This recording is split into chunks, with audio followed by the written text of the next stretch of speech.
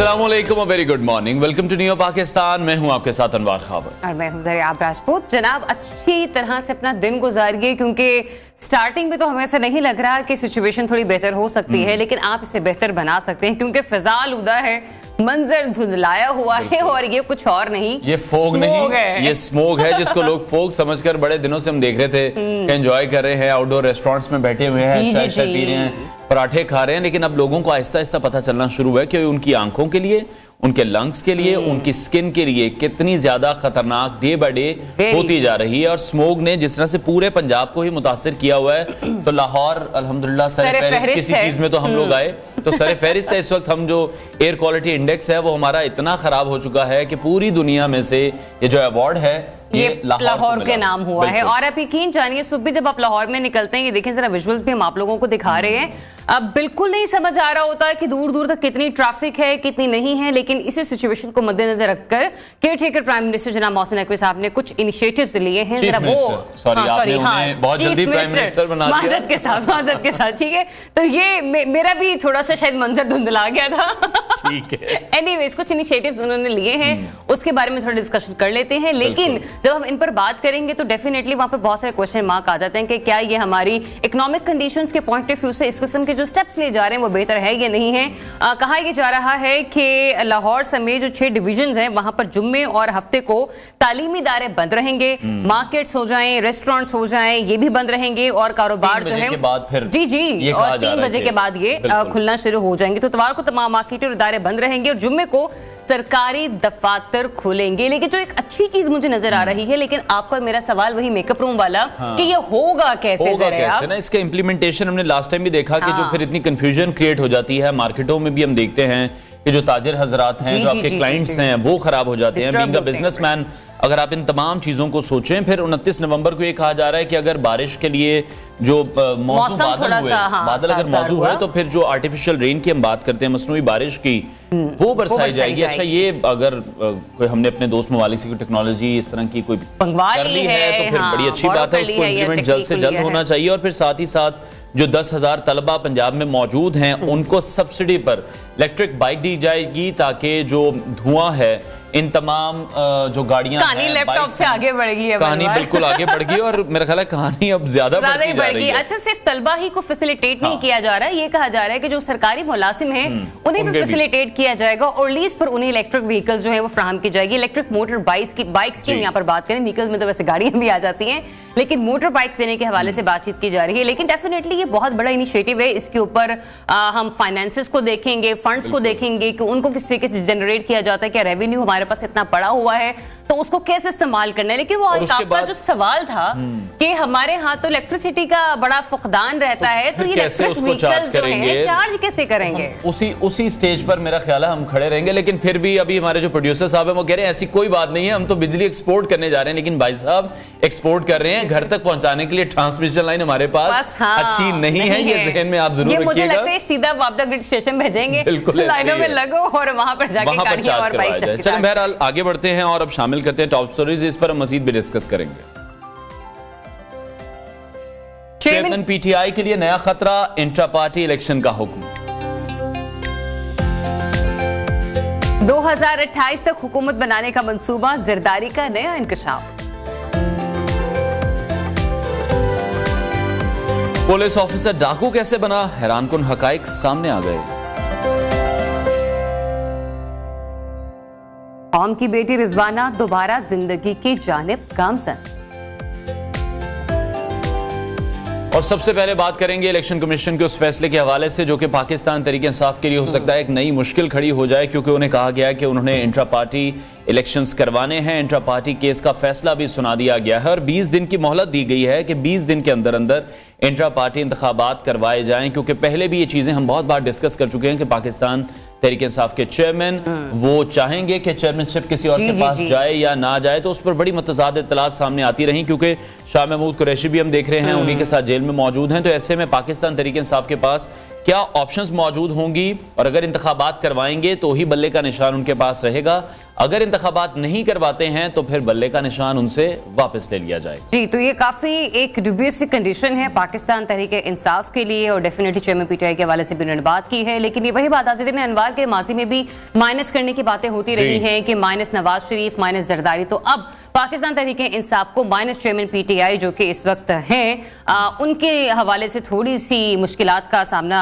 जो है वो दरकार है। बट एनीवेज सिर्फ एक यही रहनुमा हमें मुश्किल में नजर नहीं आ रहे। मोहन सलाही साहब की गिरफ्तारी के लिए भी हुकूमत ने इंटरपोल से जो है वो राब्ता किया है, और फिर मुस्लिम लीग नून के रहनुमा तारड़ साहब ने दावा किया है कि साबिक वज़ीर आज़म नवाज शरीफ की राह में हायल कानूनी रुकावटें दूर हो चुकी हैं। तो किसी के लिए हालात थोड़े साजगार होते हुए हमें नजर आ रहे हैं सियासत और आम इंतखाबात के हवाले से, तो किसी के लिए हमें मामला थोड़े से बेहतर नजर नहीं आ रहे हैं। लेकिन अब क्योंकि कोई भी सियासतदान 5 साल से ज्यादा ना अहल नहीं रहेगा और वो इलेक्शन के लिए कॉन्टेस्ट कर सकेगा, तो यहाँ पर सिचुएशन हमें कहीं ना कहीं जमहूरियत के लिए साजगार होती हुई नजर आ रही है। अच्छा, तारड़ का कहना है ये हम नहीं कह रहे हैं, तो ये स्टेटमेंट को भी हम क्लियर करते चलें, क्योंकि फिर हम देखते हैं कि सोशल मीडिया पर जब हमारे क्लिप्स लगते हैं तो फिर हमें लोग ट्रोल करना शुरू कर देते हैं। तो ये सियासतदानों के बयान हैं जो हम आपके साथ शेयर कर रहे हैं। अच्छा, इसी तमाम सूरत हाल पर हम बात करेंगे। सीनियर तज्जियाकार ताहिर मलिक साहब ने हमें ज्वाइन किया है। मलिक साहब, बहुत शुक्रिया आपके वक्त के लिए। पाकिस्तान तहरीक इंसाफ इंट्रा पार्टी इंतखाबात का जो मामला है इलेक्शन कमीशन में 2022 से हम देख रहे हैं कि इल्तवा का शिकार रहा। फिर कमीशन की जानिब से फैसला सामने आ गया है कि पीटीआई को अब 20 दिन के अंदर इंट्रा पार्टी इंतखाबात कराने हैं, नहीं तो बल्ले का निशान फिर उनसे वापस ले लिया जाएगा। इलेक्शन एक्ट के मुताबिक तो ये कोई अनोखी बात नहीं है, तमाम सियासी जमातें इंट्रा पार्टी इंतखाबात कराने की पाबंद हैं।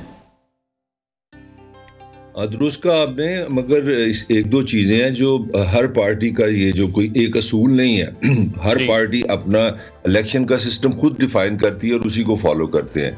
ये एक अहम बात है, मेरे ख्याल बतानी जरूरी है। डिफरेंट पार्टीज में डिफरेंट सिस्टम है। तो अब यहाँ पे जो मसला हो गया वो ये हो गया कि खान अपना जो चेयरमैन पीटीआई है उनके खिलाफ एक एप्लीकेशन भी पड़ी हुई है इलेक्शन कमीशन में, जिसमें कहा गया है कि ये क्योंकि तोशाखाना केस में ये नाहल हो चुके हैं, ये इनको कैद हो गई है, तो ये पार्टी के चेयरमैन भी नहीं रहते, सरबराह भी नहीं रहते। तो अब सवाल इससे ये पैदा हो गया, जो जिन लोगों से जो कानून को समझते हैं उनका कहना ये है कि जब पहले तो उसमें हम शायद बाद में बात कर लेंगे, मेरे ख्याल में इलेक्शन है ही बड़े मुश्किल। इस वक्त जो पूरी पार्टी वो जिस तरह ताश के पत्तों की तरह बिखरी हुई है, कुछ लोग गिरफ्तार हैं, कुछ लापता हैं, कुछ छुपे हुए हैं, मतलब पार्टी इस वक्त पार्टी है ही नहीं फिजिकली, तो इलेक्शन कहाँ से होंगे? पहली बात ही होगी। अगर आप करा भी लेते हैं तो उसके जो सिस्टम है, वो जो सरबराह पार्टी का जो खुद चेयरमैन है अपने इमरान खान है, वो अपने हाथों से लिख के भेजेंगे कि ये रिजल्ट आए। तो इसके लिए इनको 20 दिनों में इलेक्शन कराने हैं या 7 दिनों में इन्होंने इलेक्शन कमीशन को ये रिपोर्ट देनी है। अब सवाल ये है कि अगर जब चेयरमैन लिख के भेजेगा कि ये मेरे इलेक्शन हो गए हैं, ये इससे नताइज आए हैं, तो इलेक्शन कमीशन तो यहाँ पे स्टैंड ले सकता है कि भाई आप किस तरह चेयरमैन बन सकते हैं। लेकिन मलिक साहब, अभी हम देख रहे हैं कि पीटीआई इस जो फैसला भी आया है इसको चैलेंज करने जा रही है फिर अदालत में। हाँ, वो तो दूसरा प्रोसेस है ना हाई कोर्ट का। मैं तो इलेक्शन कमीशन का प्रोसेस की आप बात कर रहा हूँ। तो मैं जो इसमें समरी ये है मेरी गुफ्तगू की सारी, कि जो पीटीआई इस वक्त इस अजाब में फंसी हुई है कि अगर वो इलेक्शन पे जाते हैं, ये सिस्टम करते हैं, तो कहीं वो ना बल्ला भी जाए और चेयरमैन भी जाए। तो दूसरा उनके पास ये डिस्कशन हो रही है कि अगर चेयरमैन कोई दूसरा आ जाए तो फिर शायद पार्टी के लिए बल्ले का निशान बच जाए। तो ये सारा क्रक्स है।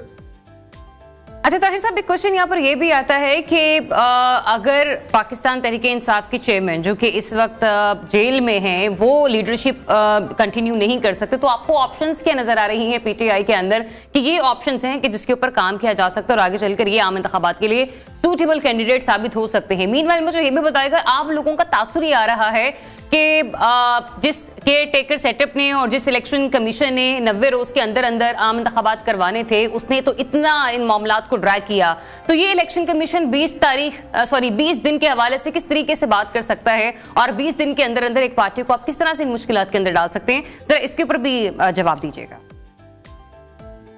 चले, पहले आपका जो सवाल है उसमें पार्टी के कुछ लोगों से कल मैंने बात भी की, तो उनके मुताबिक एक तो कॉन्सेप्ट ये कॉन्सेप्ट है उस पार्टी के अंदर जो डिस्कशंस हो रही हैं।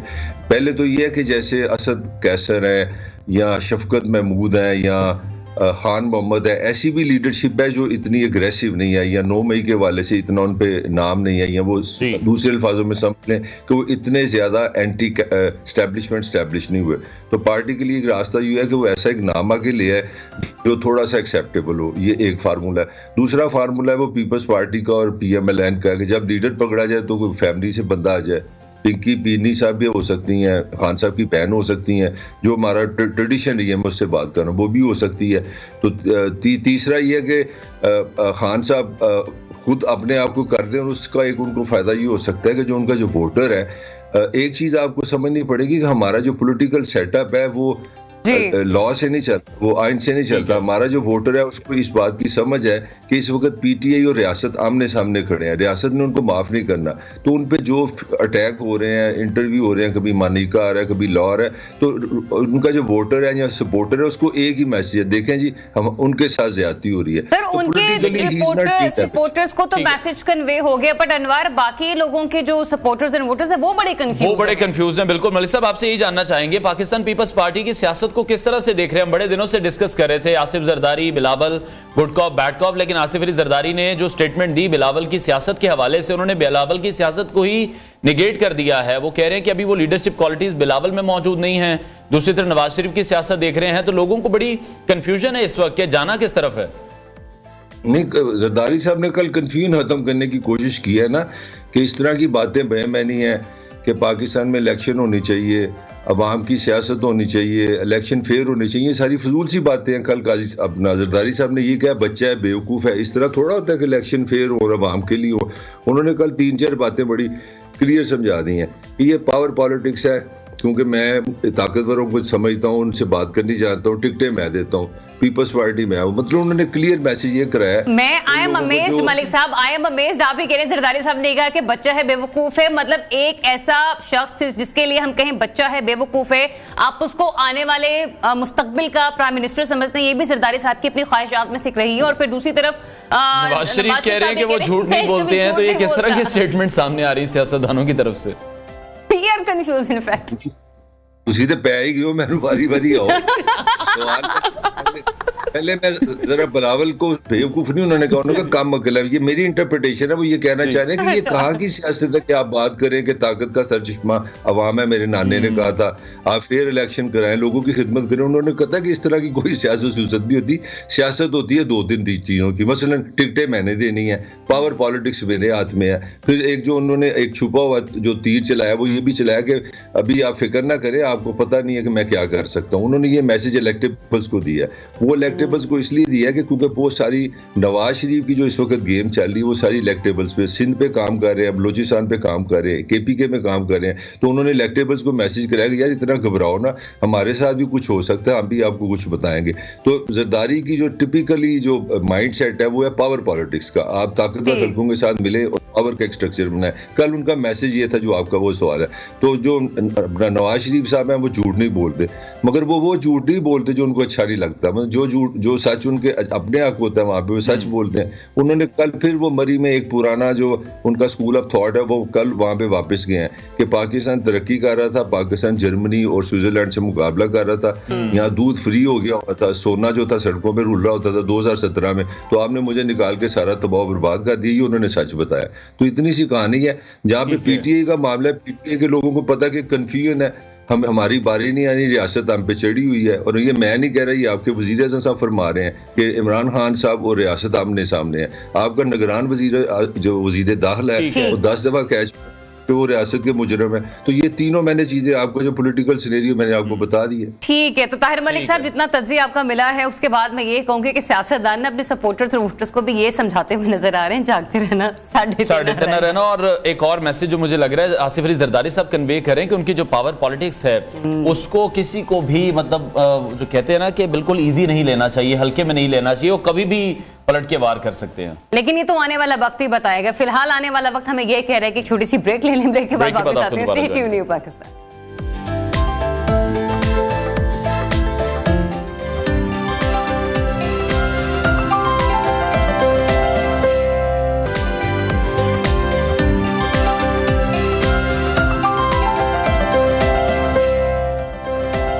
वंस अगेन आप देख रहे हैं न्यू पाकिस्तान। और जनाब, कल के एक अहम इंटरव्यू के हवाले से बात कर लेते हैं जो कि आसिफ अल जरदारी साहब ने दिया है एक प्राइवेट टीवी चैनल को, और उसमें उन्होंने बहुत सारे इंकशाफात किए हैं और ऐसे ऐसे इंकशाफात भी सामने आए कि जिसमें बिलावल भुट्टो जरदारी साहब की क्रेडिबिलिटी पर भी एक क्वेश्चन मार्क लगता हुआ हमें नजर आ गया। उन्होंने बहुत से मामलात में जब डिस्कशन की तो खैर सबसे पहले बात कर लेते हैं चेयरमैन पीटीआई के हवाले से। उन्होंने कहा कि चेयरमैन पीटीआई जो थे वो पीपल्स पार्टी को पीटीआई से इत्तेहाद के लिए 6 वजारतों की पेशकश की गई थी, लेकिन माइनस जरदारी के फॉर्मूले के साथ, जिसे उन्होंने डिनायल में जाने दिया। फिर दूसरे उन्होंने ये भी कहा कि वो ये भी चाह रहे थे कि आगे चलकर वो कुछ इस किस्म का सिस्टम लेकर सामने आए जिसके बाद वो 2028 तक हुकूमत करते रहे, जो कि जमहूरियत के लिए बहुत बड़ा खतरा साबित हो सकती है। जरदारी साहब ने कहा, उन्हीं की जुबानी हम सुन लेते हैं और आपको भी सुनवाते हैं। एग्जैक्टली। तो एक ऐसा इंटरव्यू कि जिसके बाद जरदारी साहब के खुद के अपने साहबजादे रडार पर आगे हैं सोशल मीडिया पर। इस पर बात कर लेते हैं सीनियर रहनुमा पीपल्स पार्टी नईर बुखारी साहब ने हमें ज्वाइन किया। नईर बुखारी साहब, welcome to the show and very good morning. Sir ji, ये फरमाइएगा, ये जो बार बार बिलावल भुट्टो जरदारी साहब बुजुर्ग सियासतदानों के हवाले से बात करें, गो के कल डिनायल भी हमें नजर आया जरदारी साहब की तरफ से, लेकिन बुजुर्ग सियासतदानों के हवाले से बात की जाए तो फिर आप जैसे सियासतदानों का पीपल्स पार्टी में मुस्तकबिल क्या होगा? शुक्रिया। पहली बात तो है कि आपने इंट्रो में कहा कि जी बिलावल भुट्टो साहब की क्रेडिबिलिटी जो है वो शेकन है, तो this is incorrect. I object to it ना, उनकी क्रेडिबिलिटी तो शेकन नहीं है। दूसरी बात है कि वो आज की नौजवान नस्ल का वो लीडर है। जो पाकिस्तान की पॉपुलेशन है youth, it is around 60 to 65%, तो उस यूथ को रिप्रेजेंट वो करते हैं। तो ऑब्वियसली पाकिस्तान पीपल्स पार्टी में सीनियर क़यादत भी है और जूनियर यंग लोग भी मौजूद हैं पीपल्स पार्टी में। और आप रिकॉल करेंगी कि आप इस कंट्रोवर्सी में क्यों पढ़ना चाहते हैं और आप इसको डिफ्रेंशिएट करना चाहते हैं। आप रिकॉल करेंगे जब मोहतरमा बेनज़ीर भुट्टो साहिबा ने पार्टी की क़यादत संभाली, नौजवान क़यादत थी उस वक़्त। 1979 में जब भुट्टो साहब की एग्जीक्यूशन की, जब वो शहीद हुए, तो उसके बाद मोहतरमा ने पॉलिटिक्स शुरू की। वो बिलो 30 थी उस वक़्त, और वो पहली इस्लामी दुनिया की वज़ीर आज़म जो ख़ातून वज़ीर आज़म, उनकी एज 35 ईयर्स थी। तो इस पर तो कोई बात नहीं। और बहुत सारे सीनियर पॉलिटिशियन जो भुट्टो शहीद के साथ काम करते थे वो उनके साथ काम करते रहे हैं। आपने मेरे हवाले से सवाल किया तो आपको याद होगा कि मोहतरमा के साथ जो पार्टी के सेक्रेटरी जनरल थे शेख रफ़ीक साहब, जिन्होंने भुट्टो शहीद के साथ काम किया, उन्होंने मोहतरमा के साथ काम किया। तो हम समझते हैं कि उनमें वो पॉलिटिकल विजन है, वो जो लेगेसी इन्होंने इनहेरिट की, और वो ऐसी क़यादत उन्होंने फराम की जो मोहतरमा ने नौजवान क़यादत उस वक़्त संभाली। वही बिलावल भुट्टो थोड़ा सा हमारे पास वक्त की किल्लत है। आपसे ये जानना चाहेंगे कि जो कहा गया कि जो लीडरशिप क्वालिटी है वो भी बिलावल में नहीं है, इंप्रूव करने की जरूरत है, ये किस कॉन्टेक्स्ट में फिर आसिफ अली जरदारी साहब बात कर रहे हैं? क्योंकि पीपल्स पार्टी यही कहती रही कि अब हम अगर वजीर आजम देखना चाहते हैं तो वो फिर बिलावल को देखना चाहते हैं। फिर मैं ऑब्जेक्ट करूंगा, उन्होंने इनकी लीडरशिप के हवाले से कोई क्वेश्चन नहीं किया। प्रेसिडेंट जरदारी साहब ने एक्सपीरियंस की बात की कि उनकी ना तो क्रेडिबिलिटी पे किसी को एतराज़ है, ना क़यादत को समझ 4P की क़यादत समझती है या जरदारी साहब समझते हैं। आप ज़रा ये देख लें कि जो एटीट्यूड वालिदैन का बच्चों की तरफ होता है, चाहे बच्चे कितने बड़े ही क्यों ना हो जाएं, ऑब्वियसली वालिद होते हैं और वालिद अपने बच्चों को आखिरी उम्र तक समझते हैं कि अभी ये छोटा है, ये बच्चा है। तो उस कंटेक्स्ट में अगर जरदारी साहब ने बात की तो हर वालिद यही बात करता है। इवन आई माई सेल्फ, मेरा बेटा है वो भी पॉलिटिक्स में है, लेकिन मैं समझता हूँ कि उसके पास वो एक्सपीरियंस नहीं है जो मैंने 40-50 साल की पॉलिटिक्स में सीखा है। तो इस कंटेक्स्ट में अगर जरदारी साहब ने बात की तो इसमें कोई हर्ज नहीं। हर वालिद अपने बेटे के बारे में, औलाद के बारे में ऐसी को अगर हम थोड़ा सा एक नॉर्मल सी एग्जांपल के साथ मैं कोट कर लूं, जब घर का बच्चा किसी काबिल होता है तो वालिद साहब ये कहते हैं अब मेरा बच्चा बड़ा हो गया है, लिहाजा अब कारोबार की कमांड जो है ना मैं इसके हाथ में देना चाह रहा हूँ, ये कारोबार को संभालेगा, मुझे इस पर पूरा एतमाद है। पूरे मुल्क की कमांड हाथ में लेना, प्राइम मिनिस्टरशिप की तरफ जाना, वो बयानात और कल के बयान में जमीन आसमान का फर्क है। वोटर भी कंफ्यूज हो रहा है पीपल्स पार्टी का किसी न किसी हद तक। मुझे तो आप कंफ्यूज लग रही हैं, वोटर कंफ्यूज नहीं है। I am not confuse at all. हाँ तो फिर मैं तो सीधी बात आपको बता रहा हूँ कि वालिदैन के लिए बच्चे बच्चे ही होते हैं, चाहे किसी उम्र के भी हो जाए। और nobody there can be no comparison. बाप और बेटे का कंपैरिजन कभी नहीं होता, नहीं होना चाहिए। भुट्टो साहब की औलाद का कंपैरिजन उनके हम असरों से करें ना। अभी आप आसिफ अली जरदारी साहब के बेटे का कंपैरिजन आसिफ साहब के साथ तो ना करें। आसिफ अली जरदारी साहब ने जो बात की उनका कंपैरिजन उनके हम असरों के साथ जो पॉलिटिक्स करते हैं उनके साथ करें। और बिलावल का अगर कंपैरिजन कर रहे हैं ना तो आज की जो नौजवान क़यादत है उसके साथ करें। जो नौजवान आज पॉलिटिक्स में मौजूद हैं दीगर जमातों के, उनके साथ कंपैरिजन करें कि बिलावल भुट्टो जरदारी कहाँ खड़े हैं, एन की जो नई क़यादत है वो कहाँ खड़ी है, वो बाकी दीगर जमातों की क़यादत JUI की जो नौजवान क़यादत है कहाँ खड़ी है, उसके साथ मेरे चेयरमैन का मुकाबला करें, मुआवजा करें और फिर मुझे बताएं कि चेयरमैन बिलावल भुट्टो जरदारी कहाँ खड़े हैं। ठीक है बुखारी साहब, पाकिस्तान पीपल्स पार्टी को ये क्यों लगता है कि आप लोगों को लेवल प्लेइंग फील्ड नहीं मिल रही है? जिस तरह से हम देख रहे हैं बिलावल जलसे कर रहे हैं, भरपूर सियासी मुहिम भी दूसरी तरफ जारी है, और जो दूसरी तरफ के मामलात हैं जिस तरह से नवाज शरीफ भी एक्टिव हैं, बलूचिस्तान में हम देखें, सिंध में हम देखें, जनूबी पंजाब की तरफ देखते हैं, KPK की तरफ देखते हैं, तो वहां पर पाकिस्तान मुस्लिम लीग नून काफी एक्टिव दिखाई दे रही है। पीपल्स पार्टी से बहुत से ऐसे लोग हैं जो नून लीग की तरफ आ रहे हैं, जिन इन चीजों का इजहार बिलावल भी हमें जलसों में करते दिखाई दे रहे हैं। यार ये पिछले कोई 6-8 दिनों से बेशुमार जो मीडिया चैनल्स हैं उनको हम वजात कर चुके हैं, एंड टाइम अगेन कि same question is being repeated ना। तो वो बड़ी वाज़ेह बात है कि जो केयरटेकर गवर्नमेंट का एटीट्यूड है, जो सिविल एडमिनिस्ट्रेशन का एटीट्यूड टुवर्ड्स मियां नवाज शरीफ है, जो फैसिलिटेशन उनको है दीगर जमातों को नहीं है, तो इसलिए हम समझते हैं केयरटेकर अपना रोल अदा करें नॉन पार्टिजन का, वो गैर जानबदार तरीके से सवाल एक छोटा सा यही है कि 16 माह आप लोग साथ रहे, PDM की गवर्नमेंट में शीरो शक्कर रहे, अब ऐसा क्या हो गया? बिलावल कहते दिखाई दे रहे थे कि शहबाज शरीफ जो असेंबली में उन्होंने कहा कि शहबाज शरीफ पाकिस्तान पीपल्स पार्टी के वजीर आजम हैं, इतनी कुर्बत थी, अगर ये दूरियां क्या सिर्फ निगरान हुकूमत की वजह से हैं या फिर दोनों पार्टियों में भी दूरी आ चुकी है? बात तो सीधी है ना जी, हम तो कोलिशन पार्टनर थे, नून का हमारे साथ मर्जर था या हम उनमें मर्ज हो गए थे। हमने कोलिशन पार्टनर्स थे, 12-13 जमातें थी, हमने इलेक्शन अपनी आइडियोलॉजी पे लड़ना है, हमने अपने मैनिफेस्टो पे लड़ना है, नून ने अपने मैनिफेस्टो पे लड़ना है, और हम एक दूसरे के मध्य मुकाबले इलेक्शन कंटेस्ट कर रहे हैं। तो इसमें बड़ी वाज़ेह सी बात है कि उनका एक अपना मौक़िफ़ है, वो इश्यूज़ को अपने एंगल से देखते हैं। पाकिस्तान पीपल्स पार्टी की क़यादत इश्यूज़ को अपने एंगल से देखती है, और पीपल्स पार्टी की क़यादत उसका हाल भी वो पेश करती है कि आने वाले हालात में क्या हाल है। तो इसमें शीरो शक्कर वाली बात तो नहीं है, वो तो बड़ा वाज़ेह कल आसिफ अली जरदारी साहब ने कह दिया कि हमने एक कॉन्स्टिट्यूशनल तरीके से इमरान खान को डिसीट किया, उसको प्राइम मिनिस्टरशिप उससे ले ली, उसकी गवर्नमेंट डिसॉल्व होगी, तो उसके मुकाबले में कॉन्स्टिट्यूशनल तरीके से हमने प्राइम मिनिस्टर इलेक्ट किया, और उनकी स्ट्रेंथ ज़्यादा थी तो हमने प्रीमियरशिप उनको दी, और अगर हम सपोर्ट ना करते तो ना वो कैबिनेट होती, ना शहबाज शरीफ साहब प्राइम मिनिस्टर होते। तो ऑब्वियसली हमने एक मौक़िफ़ तय करके फैसला किया नो कॉन्फिडेंस का। तो इसलिए इसमें आज हम इंतखाबात में एक दूसरे के बिल्कुल मुकाबले में, और दीगर जमातें भी बाकी दुनिया में भी ये देख लें कि जहाँ कोलिशन गवर्नमेंट्स होती हैं और इवन जब इलेक्शन आते हैं तो अपने मौके पे इलेक्शन कंटेस्ट करते हैं। ठीक, ना कोलिशन गवर्नमेंट होती, पीपल्स पार्टी का साथ ना पाकिस्तान मुस्लिम लीग नून को मिलता, तो ना ही शहबाज शरीफ साहब वज़ीर आज़म बनते। बहुत शुक्रिया आपको बुखारी साहब, have a very good day ahead. और सवाल वहीं पर आ जाता है कि इस वक्त सिचुएशन क्या है और आगे चलकर क्या कोई कोलिशन हमें गवर्नमेंट बनती हुई नजर आएगी या फिर एक तरफा हुकूमत बनती हुई नजर आएगी, क्योंकि अब सारे पॉलिटिशियंस के हवाले से हम देख रहे हैं कि सब लोग खासे एक्टिव हो चुके हैं। बिल्कुल ऐसे ही है, क्योंकि इंतखाबात का वक्त करीब आता जा रहा है। ब्रेक लेते हैं, ब्रेक के बाद आपको दोबारा ज्वाइन करते हैं।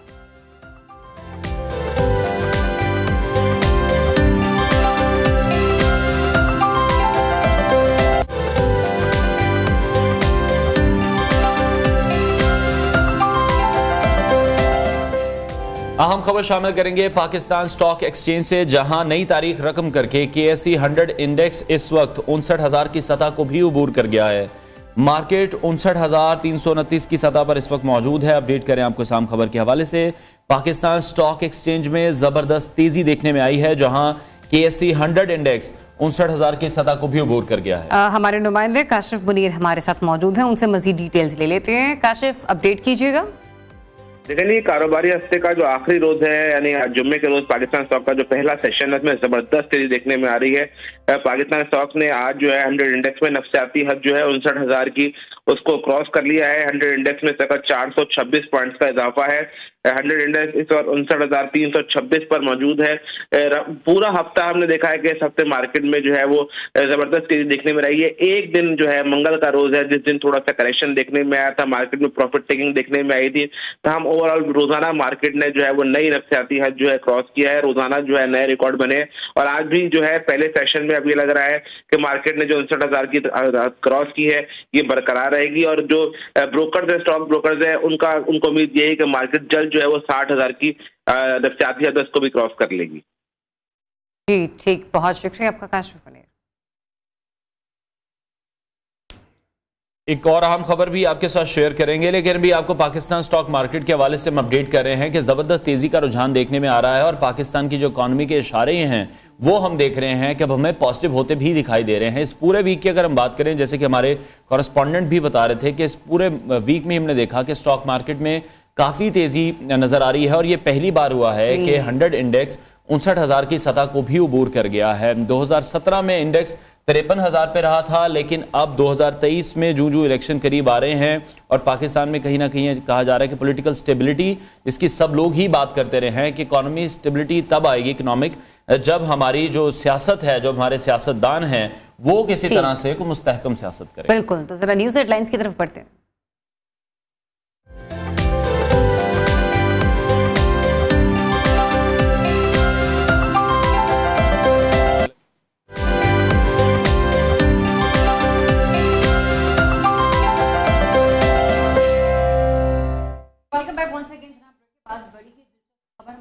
डिस्कस करने लगे हैं क्योंकि हमारे लिए तो खासी हैरानकुन है, आप लोगों के लिए भी सुनने के बाद हो जाएगी। एक ऐसी स्टोरी कि जहां पर हम ये देख रहे हैं कि मुहाफिज डाकों के मुतालिक है और मुहाफिज डाकों की सलाह इसलिए इस्तेमाल यहां पर की जा रही है क्योंकि एक पुलिस ऑफिसर ही डाकू बन गए। डेफिनेटली जब आपके मुहाफिज ही डकैती करते हुए पाए जाएंगे और अपनी वर्दी का नाजायज इस्तेमाल करते हुए हमें नजर आएंगे तो ऐसे लोगों को मुहाफिज डाकों की सलाह देना मेरे ख्याल से बेहतर रहेगा। बिल्कुल, ये वाकया कराची का है जहां सिंध पुलिस का ऑफिसर ही डाकू बन गया है। जेर तरबियत ये डीएसपी साहब है उमैर तारिक, जिन्होंने डाकू बनकर शहरियों को लूटा है। औरंगी टाउन में 2.5 करोड़ रुपए की डकैती में भी ये मुलव्वस है, इनका नाम उसमें आ रहा है।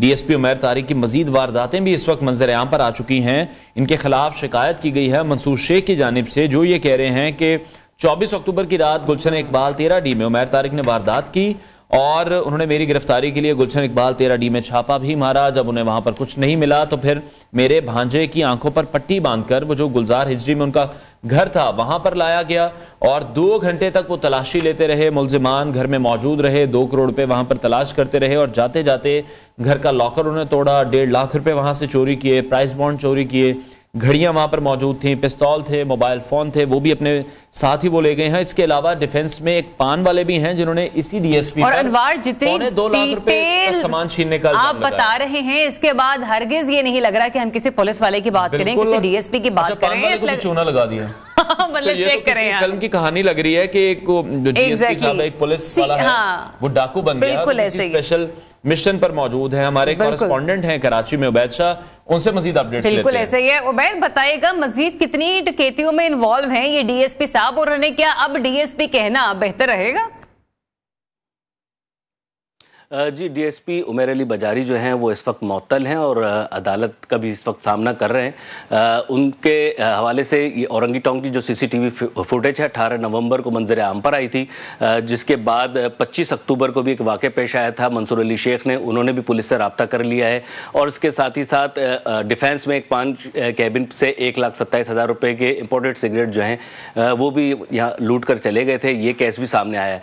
उनकी टीम के हवाले से भी कुछ इंकशाफात सामने आए कि उनके 15 से 20 अफराद पर मुश्तमिल जो उन्होंने अपना एक स्क्वाड बना रखा है, उसमें मुअत्तल और सस्पेंड एहलकार जो हैं वो डिसमिस जॉब से जो डिसमिस हैं वो एहलकार भी इसके अंदर शामिल हैं, जिसमें वक्कार उर्फ तनोली नामी एक शख्स भी है जो कि मंशियात के इल्ज़ाम में उसको गिरफ्तार भी किया गया था सदर थाना पुलिस ने 2021 में, और वो मुअत्तल है और उनकी टीम का हिस्सा है। इसी तरह मुमताज़ सईद वकार शाह नामी एक पुलिस एहलकार जो कि स्पेशल ब्रांच की रिपोर्ट पर मंशियात फरोशी के इल्ज़ाम में पुलिस से सस्पेंड है, वो भी इनकी टीम का हिस्सा है। ये जो वाक़या पेश आया है औरंगी टाउन सेक्टर 5 में, सीसीटीवी फुटेज ने इसका जो है भांडा फोड़ा है और पैमरा की तरफ से अब तो ये चीज़ भी सामने आ गई कि आप सीसीटीवी फुटेज नहीं चला सकते। अगर ये सीसीटीवी फुटेज नहीं चलती तो ये जो सिंध पुलिस के हवाले से और कराची पुलिस के जो पूरा गैंग डकैत गैंग है ये मंजर आम पर नहीं आ सकता।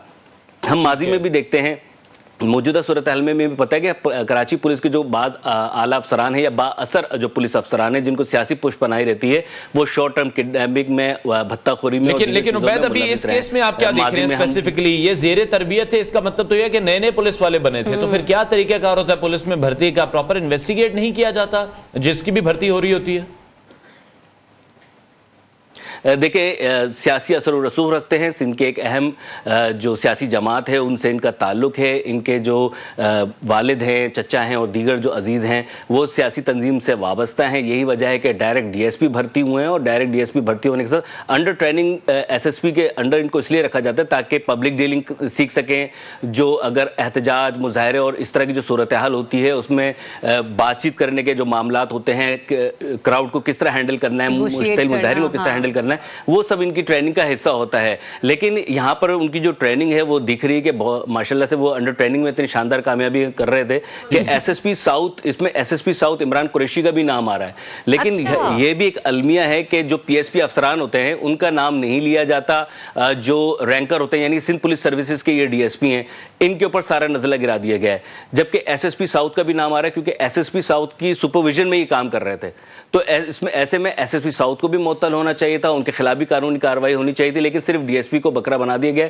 लेकिन इसके साथ साथ ये भी आपको लगता है कि जिनको बकरा बना दिया गया, जिन डीएसपी को, उन पर छुरी फिर भी सकती है कानून की या नहीं? क्योंकि हमने अक्सर देखा है इस किस्म की वारदातों में, जिस तरह से आप कह रहे हैं ना कि बाकी लोगों का नाम मंजर आम पर नहीं आया जा रहा, उनके हवाले से कोई इन्वेस्टिगेशन नहीं हो रही, तो हमें तो ये शायद यही नजर आ रहा है कि आने वाले चंद दिन तक ये मामला मीडिया पर, क्योंकि अभी तो निगरान हुकूमत है, अब तो कार्रवाई हो सकती है। देखिए, 20 साल की क्राइम रिपोर्टिंग के तजुर्बे में मैंने सरकार की गोली और सरकार के कलम को कभी भी फंसते हुए नहीं देखा। रॉ अनवर साहब की मिसाल हमारे सामने है। उनकी पूरी टीम थी, 20 अफराद थे, 7 एसएचओस थे, एक के बाद एक सब को जो है वो बहाल कर दिया गया है, अदालत से बाइज्जत बरी हो चुके हैं। ठीक, और निगरान वज़ीर दाखिला जो है ब्रिगेडियर हारिस नवाज साहब, वो हमें बहुत ज्यादा एक्टिव नजर आ रहे हैं, दावे भी बहुत ज्यादा कर रहे हैं कि वो क्राइम रेट को कम करेंगे, अमन व अमान को बेहतर बनाएंगे। लेकिन ऐसे में आपको नहीं लगता कि उनकी तरफ से कोई इनिशिएटिव लिया गया इस मामले पर? देखिए, सीसीटीवी फुटेज सामने आ गए, वो सामने आ गए। मंसूर अली शेख ने के घर पे 25 अक्टूबर को ये वारदात हुई थी। उन्होंने आला पुलिस अफसरान से राब्ता भी किया, दरख्वास्त भी दी, अदालत में पिटीशन भी लगाई, लेकिन 25 अक्टूबर से 18 नवंबर तक उस डीएसपी के खिलाफ कोई कार्रवाई नहीं होती। वो तो सीसीटीवी फुटेज मीडिया पे वायरल हो जाती है, मीडिया उसको चला देता है और वो में नजर आ जाते हैं तो उनकी पकड़ाई हो जाती है। शायद मजबूरी भी हो जाती है क्योंकि वो फुटेजेस में नजर आ रहे हैं, उनकी वीगो नजर आ रही है, पुलिस एहलकार नजर आ रहे हैं जो उनके साथ दो। लेकिन उबैद, अभी पुलिस के इस पर क्या वर्जन सामने आ रहा है? क्योंकि इस तरह के जितने भी केसेस पे सामने आते हैं हम तो ये देखते हैं कि जो पुलिस वाले हैं वो अपनी पेटे भाइयों को बचाने के लिए ही कोशिशें करते दिखाई देते हैं। जी बिल्कुल, अगर आपको याद हो चंद साल कबल एवीएलसी का एक मुकाबला हुआ था और इंतजार नामी लड़का एवीएलसी एहलकारों की फायरिंग से जाँ बहक हुआ था। इसके साथ ही साथ अभी कुछ चंद माह कबल लियाकताबाद में भी एक मुकाबला हुआ, मोटरसाइकिल सवार लड़का जो घर से दूध लेने निकला था वो भी पैरालाइज हो चुका है। वो तमाम पुलिस एहलकारों के खिलाफ कोई कार्रवाई नहीं हुई। तो ये तजुर्बा हमें बताता है कि ये एक्सरसाइज हमें बताती है कि आने वाले वक्तों में शायद थोड़ी सी मीडिया हाइप की वजह से ये केस थोड़ा सा आगे चले, लेकिन इसके ऊपर भी धूल ही जमनी है। ऐसा अल्लाह करे ऐसा ना हो। और अदलिया की जानिब से भी जो ऑर्डर्स आने वाले हैं, अभी एक रोजा जिस्मानी रिमांड भी उनका हासिल कर लिया गया है, लेकिन जो इन्वेस्टिगेशन चल रही है उसमें एसएसपी वेस्ट और एसएसपी साउथ दोनों के नाम आ रहे हैं, और उन दोनों को सिर्फ एसएसपी साउथ को उनकी सीट से हटाया गया है, जबकि दूसरे एसएसपी वेस्ट जो है वो अपनी सीट पर मौजूद हैं। पीएसपी अफसरान जो है उनके खिलाफ अभी तक कोई कार्रवाई नहीं है, वो किसी इंक्वायरी के ज़मरे में नहीं आते। सारे जो मामला है वो डीएसपी के उस पर चल रहा है, और उनके वकील भी ये कह चुके हैं कि जनाब ये तो अंडर ट्रेनिंग डीएसपी है, इनको तो अथॉरिटी नहीं है स्क्वाड लेके चलने की, ये तो सिर्फ ऑफिसर कर सकते हैं, ये तो सुपरवाइज भी नहीं कर सकते किसी चीज को, और ये तो उस वक्त जाए वकुआ पे भी मौजूद नहीं थे।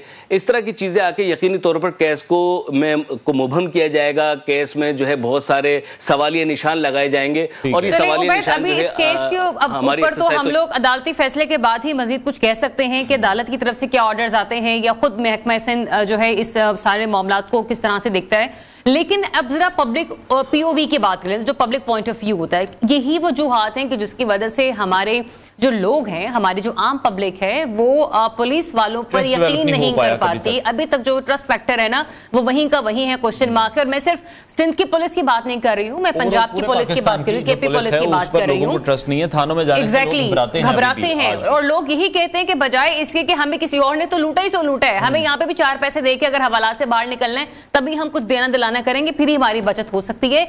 इसके बाद स्टैंडिंग और क्रेडिबिलिटी पर तो क्वेश्चन मार्क लगेगा हमारे इदारों की। जी बिल्कुल, जिस तरह के इस हवाले से जब तहकीकात की गई, डीआईजी वेस्ट ने जब इस हवाले से तहकीकात की, तो एसएसपी साउथ को और डीएसपी उमर अली बजारी को उन्होंने इस तमाम तर वाक़े का जिम्मेदार करार दिया। इन्वेस्टिगेशन रिपोर्ट जो तैयार हुई है उसमें डीआईजी वेस्ट ने ये भी लिखा है कि मुत्तहदा कौमी मूवमेंट लंदन के एक मुखबर खास की इतला पर टेरर फाइनेंसिंग के हवाले से इतला मिली थी, जिस पर यह टीम वहां पर गई। अब वो मुखबर खास कहाँ है, जिसका एक सियासी तंजीम से ताल्लुक है, वो मुखबर खास कहाँ है, वो इस वक्त स्क्रीन पर मौजूद नहीं है, वो अदालत में पेश नहीं हो सकता, वो आला पुलिस अफसरान के इंक्वायरी के सामने पेश नहीं हो सकता। तो यहाँ पे सवालात बहुत उठते हैं, यानी चीज को मुबहम किया जा रहा है। जो पीएसपी अफसरान है वो भी इस तमाम तर वाक़े में उतने ही जिम्मेदार हैं जितने के वो अंडर ट्रेनिंग डीएसपी। जो ठीक है, बहुत शुक्रिया। हमारे कॉरेस्पॉन्डेंट कराची से उबैद शाह हमें इस अहम तर मामले से अपडेट भी कर रहे थे कि किस तरह से ये जो जेर तरबियत डीएसपी साहब हैं, ये कुछ ऐसी कार्रवाइयों में पाए गए हैं जो मुझे लगता है किसी और किस्म की कार्रवाइयों में जेर तरबियत हो चुका है। बिल्कुल, ब्रेक लेते हैं, ब्रेक के बाद आपको दोबारा ज्वाइन पाकिस्तान।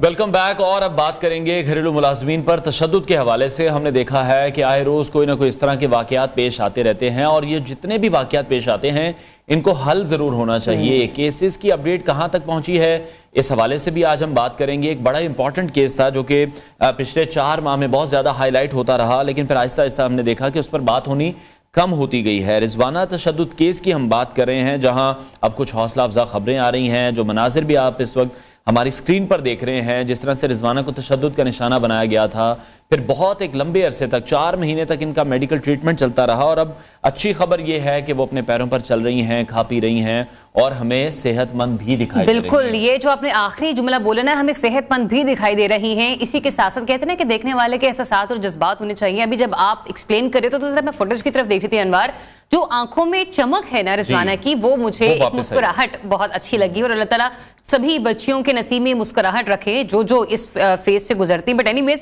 इसे भी डिटेल्स मजीद जान लेते हैं। हमारे स्पेशल कॉरेस्पॉन्डेंट मोहसिन अलवी हमारे साथ मौजूद है। मोहसिन, ये बताएगा डिस्चार्ज कब हुई है रिजवाना, और उनकी सेहत के बारे में डॉक्टर्स अभी क्या बता रहे हैं? जी बिल्कुल, रिजवाना जो कि घरेलू तशद्दुद का शिकार हुई थी, जिस मालिक के घर वो काम करती थी, वहाँ पर उनको तशद्दुद का निशाना बनाया गया था। इसके बाद उनको एक अस्पताल के अंदर मुंतकिल किया गया, वहाँ से उनको LGH के अंदर ट्रांसफ़र किया गया। 4 माह कबल जो है रिजवाना को लाहौर जनरल अस्पताल लाया गया था। 26 जुलाई को उनको यहाँ पर एडमिट किया गया। 4 माह से तकरीबन यहाँ पर ज़ेर इलाज हैं, और अब उनकी सेहत जो है पहले से काफ़ी ज़्यादा बेहतर है और तेज़ी के साथ रूबा सेहत है। जब रिजवाना को यहाँ पर लाया गया तो तशद्दुद की वजह से, टॉर्चर की वजह से उनके जिस्म के ऊपर निशानात थे, चेहरा जो है बुरी तरह से मुतासर हुआ था, इसके अलावा आंखें जो है मुतासर हुई थी और जो उनका हार्ट है, उनका दिल जो है वो भी ठीक तरह से काम नहीं कर रहा था, जिसके बाद उनको यहाँ पर ICU के अंदर रखा गया।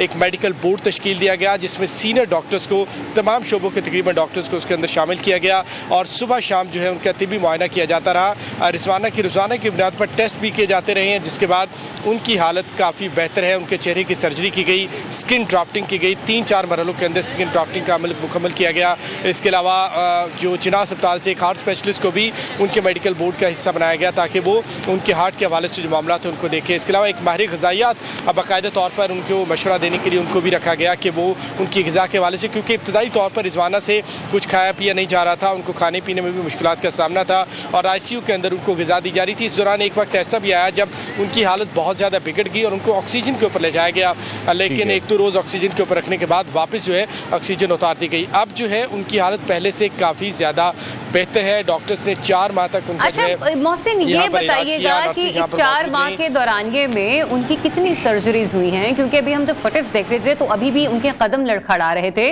वो हमें उस तरीके से नॉर्मल नजर नहीं आई हैं कि वो अपना विजन क्लैरिटी के साथ देखकर शायद अभी तक फिट नहीं हो सकी हैं। लेकिन इसमें एक चीज मैं एड जरूर करना चाहूंगा कि जो हॉस्पिटल इंतजामिया थी उन्होंने बड़ी दिल जमई से उनका ख्याल रखा है, सराहना भी चाहिए जो अच्छा काम किया गया हो। जिस तरह से हमने देखा कि बेहतरीन तिब्बी सहूलियात फराहम की गई, मोहसिन नकवी साहब खुद इस मामले को खुद देखते रहे हैं और जो प्रिंसिपल हैं जनरल अस्पताल के अल-फरीद जफर साहब, प्रोफेसर साहब, वो इस मामले को खुद देखते रहे हैं। तो मोहसिन अब आप क्या देख रहे हैं, मजीद कोई ट्रीटमेंट की भी अभी जरूरत है कि मुकम्मल तौर पर फिट तो नहीं अभी हमें फिर भी दिखाई दे रही उस वीडियो में? आज जिस कंडीशन में रिजवाना को यहाँ पर लाया गया था उससे बहुत ज़्यादा बेहतर है। जब यहाँ पर लाया गया ना वो चल फिर सकती थी, ना खा पी सकती थी, चेहरे की बहुत बुरी हालत थी और चेहरे की जो है स्किन ड्राफ्टिंग जो उनकी मुकम्मल की गई, अब खाने पीने के काबिल है। इब्तदाई तौर पर ICU के अंदर उनको जूसेस दिए जाते थे और भी बहुत मुश्किल के साथ उनको ज़िंदा रखना एक मुश्किल जो है मसला बन चुका था क्योंकि ग़िज़ा नहीं जा रही थी, लेकिन अब वो खाने पीने का जो अमल जो है वो भी बेहतर है, वो खा पी रही है खुद से। और आपने देखा एक वीडियो जो अभी भी चल रही होगी तो उसमें वो चल फिर भी रही हैं। तो इब्तदाई तौर पर जब यहाँ पर लाया गया तो बिल्कुल उठने के काबिल भी नहीं थी, तो डॉक्टर्स ने जांफशानी के साथ उनका इलाज किया। चूँकि एक मेडिकल बोर्ड बनाया गया था जिसमें तमाम स्पेशलिस्ट शामिल थे, उनकी मुख्तलिफ सर्जरीज की गई, चेहरे की सर्जरी की गई, उनके जो सर के ऊपर ज़ख्म थे वो बहुत गहरे थे, उनको भरने के लिए भी ऑपरेशन किए गए। वो ज़ख्म जो है उनके अंदर जो है उनसे जो पीप है वो बहती थी, जो इब्तदाई तौर पर जब लाया गया तो उनके ऊपर जो कीड़े हैं वो भी चल फिर रहे थे। तो उसके बाद उसकी 2, 3, 4 बार जो है उनकी मुख्तलिफ छोटी छोटी सर्जरीज करने के बाद जख्मों को बेहतर बनाया गया। मोहसिन इस हवाले से भी बताइएगा कि अब जब उन्हें हॉस्पिटल से डिस्चार्ज किया जाएगा तो वो अपने घर जाएंगी या फिर हुकूमत ने भी तो ऐलान किया था कि वो रिजवाना को अपनी तहवील में ले लेंगे?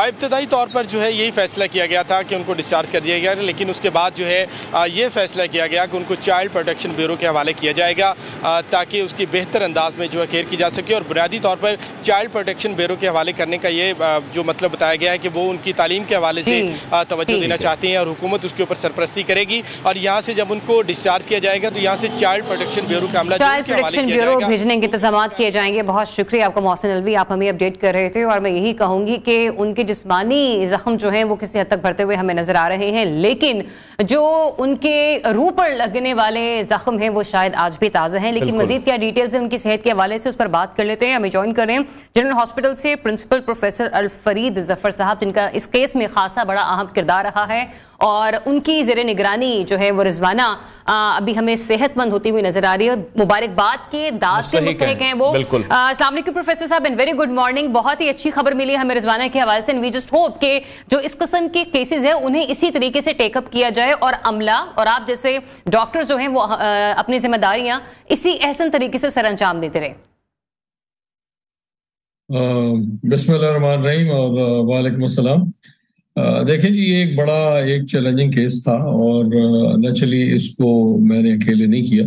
इसमें जिस वक्त ये रिपोर्ट हुई कि ये हमारे पास, हमें सरगोदा से फ़ोन आया, उनके DHO ने फ़ोन किया कि पेशेंट आ रही है, तो ये जैसा हमारे पास पहुंची तो हमें अभी इतना अंदाज़ा नहीं था, लेकिन जब हमने देखा तो उसकी जो मैं बताई कि उससे कंडीशन उससे ज़्यादा सीरियस थी और मिनिस्टर साहब जावेद अकरम साहब भी फ़ौरन पहुंचे और हमने इमीडिएटली उसका, वो क्योंकि खुद भी एक राउंड फिजिशियन है, इमीडिएटली हमने उसका सारा पूरा एग्जामिनेशन एक्सपर्ट से, सर्जन भी बुलाए, प्लास्टिक सर्जन भी बुलाए, न्यूट्रिशन वाले भी बुलाए, क्रिटिकल केयर वाले भी बुलाए।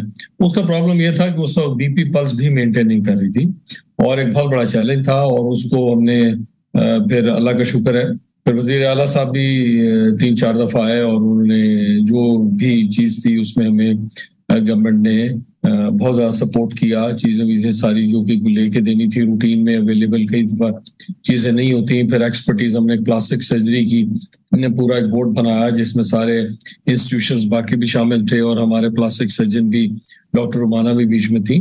तो अल्लाह का शुक्र है अब उसको 4 महीने हो गए हैं और अब वो मुकम्मल सेहतियाब है। छोटी मोटी 1-2 चीजें हैं, इसकी लाइफ को इस वक्त रिस्क नहीं है। इसका थोड़ा सा ऑर्थो का इशू है जिसका कि ऑर्थोपेडिक्स वालों ने कहा कि इसको महीने 2 के बाद हम करेंगे। अभी इसको हॉस्पिटल से हमने एक बोर्ड कराया और बोर्ड ने कहा ये अब सेहतियाब है, इसको घर भेज दें, क्योंकि हॉस्पिटल की अपनी हॉस्पिटल इन्फेक्शन होती है। तो अब हमने मिनिस्टर साहब को भी कहा और इसका डेट एक तय होगी। 3-4 डिपार्टमेंट्स हैं जिनको गवर्नमेंट ने डिसाइड करना है, जिसमें चाइल्ड प्रोटेक्शन है और सोशल वेलफेयर है और कुछ जो गवर्नमेंट एनजीओस चला रही हैं वो इदारे हैं। इशू ये है कि ये इसकी हमने रीहैब भी प्लान करनी है। एक तो हमारे पास चैलेंज था पहले इसको ठीक करने का, लेकिन और पूरी इसको हेल्दी करने का, लेकिन आगे इसकी रीहैब ये प्लान होनी है कि हमने कुछ ना कुछ एजुकेट करना है। फिर हमने तो प्रोफेसर साहब अब 4 महीने हमने देखा बहुत ज्यादा इनके ट्रीटमेंट्स हुए हैं, बहुत ज्यादा प्रोसीजर्स हुए हैं। अभी भी आप बता रहे हैं कि जो ऑर्थो वाले कह रहे हैं कि 1-1.5 महीने बाद भी शायद कुछ प्रोसीजर या कुछ भी जो उनका तरीकेकार है वो करेंगे, ट्रीटमेंट करेंगे। तो आप किस तरह से देख रहे हैं मुकम्मल तौर पर जो सेहतयाब हैं वो आप कब तक देख रहे हैं, कब तक हो जाएंगी? क्योंकि अभी भी वीडियो में हम देख रहे हैं कि लड़खड़ाते हुए वो चल रही हैं। कौन से मसाइल हैं जो आपको लग रहे हैं अभी भी हैं, क्योंकि साइकोलॉजिकली भी एक उन पर बहुत बड़ा एक ट्रॉमा गुजरा है, उस पर भी काम किया गया साथ साथ? जी, इसमें हमारे पास साइकियाट्रिस्ट की भी एक टीम थी, साइकोलॉजिस्ट भी थे, वो भी। इसकी अगर आप देखें कितने डिसिप्लिन इस साथ काम कर रहे थे, तो वो 12 डिसिप्लिन काम कर रहे थे। जैसा सर्जन थे, क्रिटिकल केयर वाले थे, फिर न्यूट्रिशनिस्ट थे, क्योंकि ये कुछ खाने पीने के काबिल नहीं थी। फिर इसको प्रॉपरली हमने देखा किस चीज की जरूरत है और हमने इसको और कौन सी डाइट देनी है, जो आईवी डाइट्स हैं। तो इस और फिर साइकोलॉजिस्ट ऑन बोर्ड थे, प्लास्टिक सर्जन्स थे, कोई 12 डिसिप्लिन थे जो ऑन बोर्ड थे, फिजिशियंस थे, उसके बाद कोई लिवर के स्पेशलिस्ट थे। अब इसकी बेसिकली लेग में कोई फ्रैक्चर या इंजरी नहीं है, और ये क्योंकि पहले 2-3 महीने चली भी नहीं थी और मे बी ये जिस जगह रह रही थी वहाँ शायद ये मोबाइल नहीं थी और इसकी हाइजीन ऐसी थी कि इसको 3-4 महीने से नहाई हुई भी नहीं थी या इसका फैसिलिटी नहीं थी या जो भी था। तो ये जैसे डिसयूज हो जाता है कि ये चलने फिरने के भी काबिल नहीं थी। लेग्स वैसे इसकी थोड़ी सी वीक थी क्योंकि वजन इसका सिर्फ 30 kg था। अब इसे वेट गेन किया है, चीजें ठीक हो रही हैं। इसकी बेसिकली लेग्स में कोई प्रॉब्लम नहीं है। हमने अब इसकी फिजियोथेरेपी ऑन बोर्ड है, इसकी थोड़ी सी फिजियो हो रही है और ये अब चल फिर रही है। पहले ये उठ के खड़ी भी नहीं हो सकती थी, खड़ी होती तो गिर जाती थी। फिर हमने इसके एक्सरेस किए, फ्रैक्चर नहीं था, इसे वैसे मसल वीकनेस हो गई थी क्योंकि इन्फेक्शन, इसको सेप्टिसीमिया हो गया था, पूरी बॉडी में इन्फेक्शन हो गई थी। तो इसके बाजू, एक बाजू ने इसका वो अलाइनमेंट ठीक है, वो इसका ठीक हो गया। एक बाजू का थोड़ा सा इशू है, उसको ऑर्थोपेडिक्स वालों ने कहा कि हम इसको महीने 2 के बाद असेस करेंगे क्या करना है। तो बाकी ये कि इसका इशू ये है कि ये जो इसके पेरेंट्स हैं इनके 10 बच्चे हैं और फादर जो है वो फूड मार्केट में ट्रक की लोडिंग अनलोडिंग करता है, जो जिसे आप कहें कि डेली वेजेस पे मजदूरी करता है। वालदा जो है वो मेड है डिफरेंट घरों में। तो ये 10 बच्चे पाल नहीं सकते, इसलिए इन्होंने ये बच्ची दी थी और इससे कोई उन्होंने पैसे ले लिए थे 6 महीने के, 60,000 इन्होंने लिए हुए थे। तो इसी तरह इनके और भी बच्चे हैं, मे बी ये उन बच्चों को भी इसी चाइल्ड लेबर में ये लोग सोचते हैं।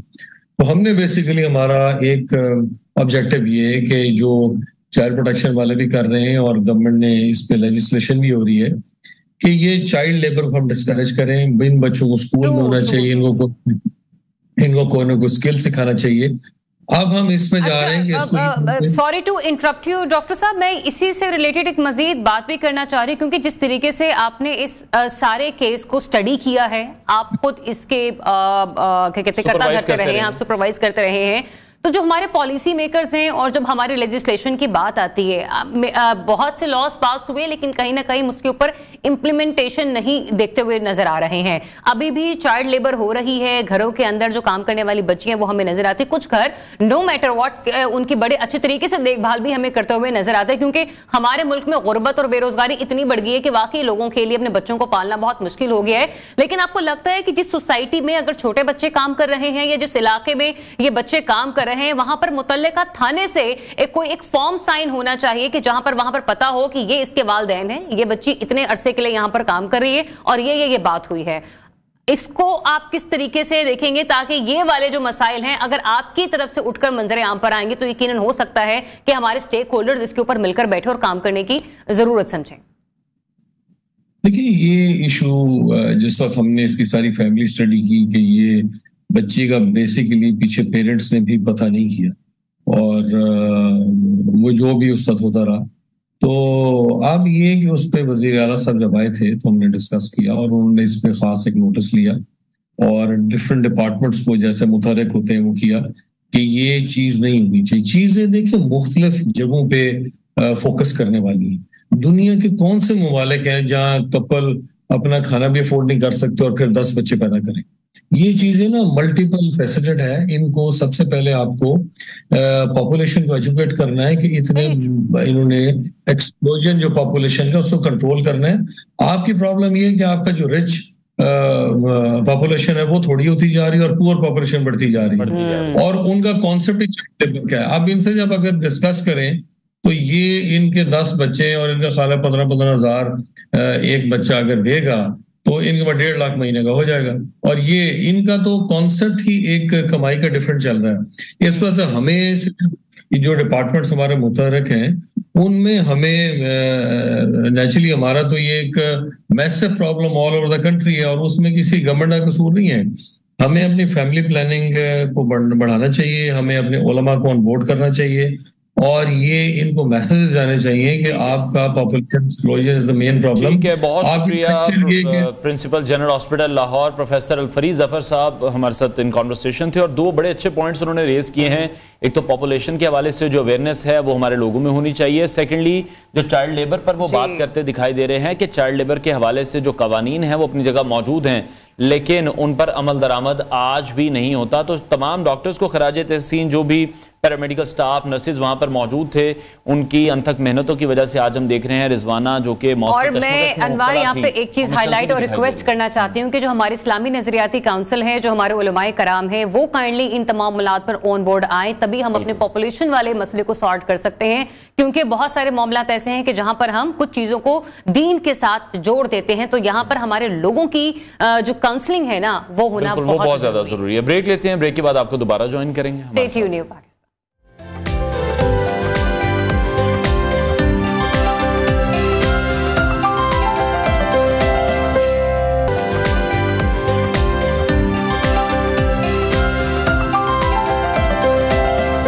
वेलकम बैक वंस अगेन जनाब। ब्रेक के बाद डिस्कस कर लेते हैं मूंगफली को, जिससे आप लोग भी बहुत बेहद पसंद करते हुए हमें नजर आते हैं, क्योंकि अभी भी हम लोग ये देख रहे हैं कि बहुत सारे ड्राई फ्रूट्स पाकिस्तान में अवेलेबल होते हैं, लेकिन अक्सर लोगों की जो कसरत हमें नजर आती है वो मूंगफली खाते हुए नजर आती है। बिल्कुल, लेकिन अंडररेटेड रहता है इसकी वजह से कि सस्ता है, तो शायद लोगों को लगता है इसकी अफादियत अखरोट से कम है, चिलगोजे से कम है, या हम इंजीर की अगर बात कर लेते हैं तो जो तमाम ड्राई फ्रूट्स हैं उनमें सबसे ज्यादा जो क्वालिटीज फिर हमने देखी जो रिसर्च में सामने आई हैं वो ये हैं कि मूंगफली में मैग्नीशियम भी है, विटामिन ई भी है, कॉपर है, कैल्शियम है, आयरन है, जिंक है, फास्फोरस है, विटामिन B3 है, विटामिन B1 है, यानी कि विटामिन से भी भरपूर है, प्रोटीन का एक बड़ा अच्छा सोर्स है। तो मेरा ख्याल है हम लोग निगलेक्ट कर देते हैं, इस तरह की चीजों को निगेट कर देते हैं कि जो चीज सस्ती है शायद उसकी अफादियत कहीं ना कहीं कम होगी। अच्छा, मूंगफली में भी ना हमें डिफरेंट वेरिएंट्स अब नजर आते हैं, क्योंकि जाहिर सी बात है उसकी कैपेसिटी और उसका अच्छा होना, उस ड्राई फ्रूट का साइज का बिल्कुल ऐसा ही है। 250 रुपए पाव भी हमें अवेलेबल नजर आ रही है, ये 150 रुपए पाव भी हमें अवेलेबल नजर आ रही है। बट एनीवेज, आपकी जो हैसियत है, आप उस हैसियत में रहते हुए इस ड्राई फ्रूट को लाजमी खरीदें। और कहीं तो आपने काफी सस्ती कर दी, 350 रुपए पाव चल रही है, चल रही है, बहुत महंगी हो चुकी है। अच्छा, अब ये भी सस्ती नहीं रही जिस तरह से पहले हम देखते थे गुजरे सालों में, लेकिन जो फायदे हैं उनको डिस्कस कर लेते हैं कि जो आपका कोलेस्ट्रॉल लेवल है उसको कम करने में बहुत ज्यादा हेल्पफुल है ये, क्योंकि जिन लोगों को हमने देखा हार्ट अटैक के इश्यूज हैं, फॉलेज के इश्यूज हैं, तो उनके लिए बड़ी मददगार साबित हो सकती है। तो हेल्थ पॉइंट से भी और हेल्थ सेक्टर के पॉइंट ऑफ व्यू जब हम लोग बात करें तो जो क्लॉथिंग इश्यूज है ना, क्लॉटिंग इश्यूज जो हैं, उसके लिए भी प्रॉब्लम ये करते हुए हमें नजर आती है। तो कोशिश करें कि मूंगफली को आप अपनी ग़िज़ा में शामिल कर लें, क्योंकि ये एक अच्छा सोर्स है फॉर द हेल्दी डाइट। बिल्कुल, जो पीनट बटर हम यूज करते हैं वो भी बड़ा बेहतर रहता है, उसका इस्तेमाल करना भी बहुत ज्यादा मुफीद होता है। तो ये तो आज की एक छोटी सी डिस्कशन थी जो हमने आपके साथ की मूंगफली के हवाले से। इंशाल्लाह अगले हफ्ते आपसे फिर मुलाकात करेंगे। अपना बहुत सारा ख्याल रखिए। जुम्मा मुबारक। अल्लाह हाफिज।